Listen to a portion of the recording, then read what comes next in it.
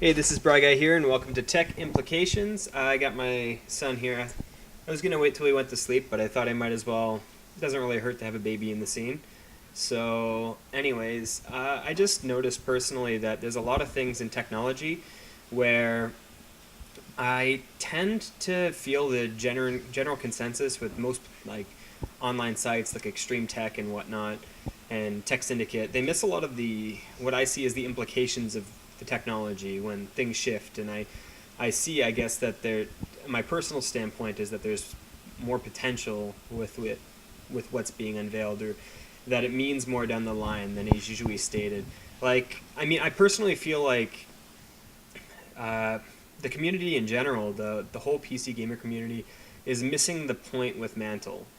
I just feel that AMD's Mantle is, I don't know, that its whole inception is for different purposes, or the point is different. I like, even from an Intel buyer's perspective, what Mantle's unveiled is, if you look at the graphs, basically any core beyond one core, you're getting like 15 to 30% of the power. Like, I'll pull up a chart and show you that basically any core beyond your first core, you only get a third, maximum of 33% of the power available. That's insane. So that means you can use what, like, let's say it actually properly utilizes 80% of the first core, and then of that 80%, it gets, on every other core, it gets 30%. That's pretty ludicrously low. So I don't think, even, like, let's take this entirely away from an AMD perspective for a minute and recognize what that means. So let's say you get a benchmark where an Core i3 in Mantle performs better than an i7 does in DirectX. That means that you're paying the deficit. You're paying that difference. You're paying the difference between an i3 and an i7 to compensate for bad software. So there's nothing that you're technically gaining other than software compensation. You're not actually buying the difference in hardware. Yeah, the hardware is more powerful, but in terms of the experience, you're buying with your i7 what an i3 can really do. So there's just so much wasted hardware. And I think that's really interesting. Like, one thing that I don't get that other people are doing, that other people aren't really talking about, I feel like they're really missing the point on Mantle on the internet, is that they don't, because the reality is that Intel and NVIDIA and Microsoft are jumping on this like it's a big deal, but the gaming community is treating it like it's not a big deal. The hardware community is treating it like it gets you 10 to 15% boost in performance, and it gives you a big boost in lower end hardware. But what you got to understand is that the majority of game development, in the majority of game development, you'll never utilize all of hardware. You're going to get to a point where anything that goes over it is kind of going to be lost, and there's a point where it just can't generate any frames from current hardware. It's not going to give you any more frames if you have super high-end hardware. It just doesn't understand what to do with more hardware than that. The software is limited in that design. But bringing up lower-end software to that point is actually a huge feat. It's a much bigger feat than people are making of it.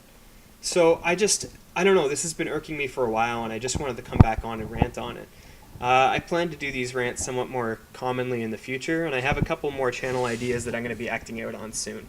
On top of that, so I just wanted to come back to that. The big thing there is that you're paying much more to compensate on the software end. That there's nothing actually wrong with that hardware.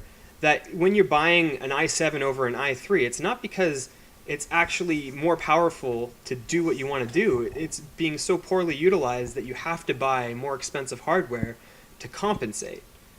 And that's a problem. That's a big problem. And it's a problem that AMD unleashed and that NVIDIA and Intel and Microsoft realized that they had to jump on, which is why they're making a bigger deal of DirectX and DirectX 12 and to the metal than people really understand. They're like, oh, why are they reacting so harshly to Mantle? Mantle's not that big of a deal. But it's the implications of Mantle, and it's what Mantle is actually showing. They're like, crap, I hope gamers don't catch on to this and what it actually means. So that's kind of the big deal from that. From an AMD's perspective, what you find with some of these Mantle charts, I pull up a couple of them here to show you, is that you have situations where AMD's 8350, a 3-year-old processor, is catching up to some of the more recent i7s in Mantle, and it doesn't do this in DirectX. In fact, you end up with some performance scenarios where it's way below that. Now, like, if I was smart in AMD, and I mean, I don't know if this is their goal. I don't know if this is really what, because they haven't really had a new processor on the line for the last 2 years, and I don't know if that's because of money. I don't know if that's because of this plan. The weirdest thing is that an 8350 is destroyed in Windows in DirectX in almost all instances by an i5 or an i7. Commonly, there are some programs where that's not true, but for the most part, that's true.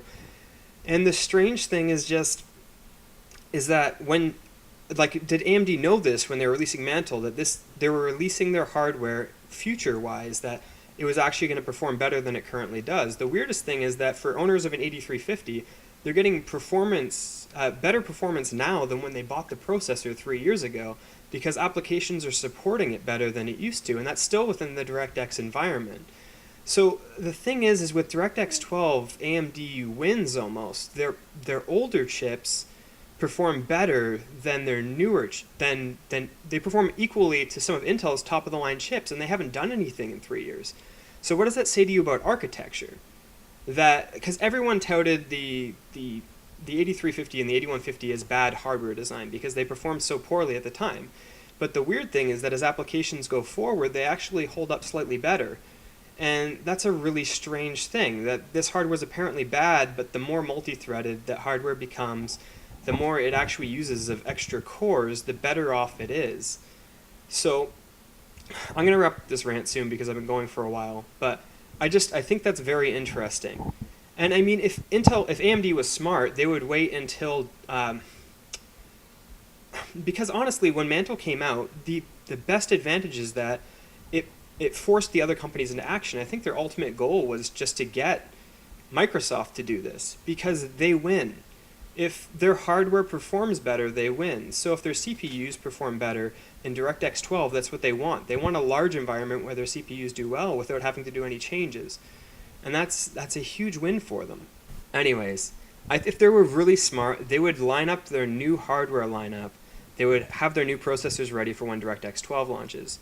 Because even Intel has contacted AMD to get Mantle access, and this is publicly known. And that's kind of interesting, that even Intel would say, hey, this DirectX environment's really limited, and there has to be something we can do, because it makes both of their processors look bad.